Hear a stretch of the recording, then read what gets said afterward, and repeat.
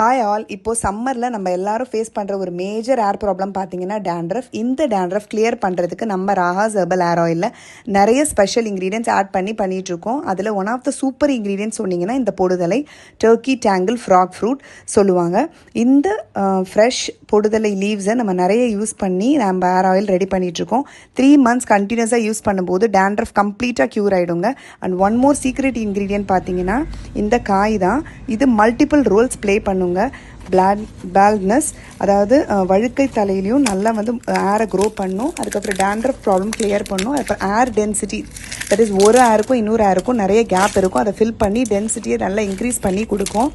இந்த காய் என்னன்னு தெரிஞ்சால் எனக்கு நீங்கள் சொல்லுங்கள். பட் இது கண்டிப்பாக லெமன் கிடையாதுங்க.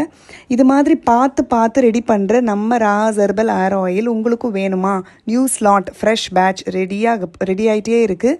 வேணும்னா சீக்கிரம் ஆர்டர் பண்ணிக்கோங்க. பாய்.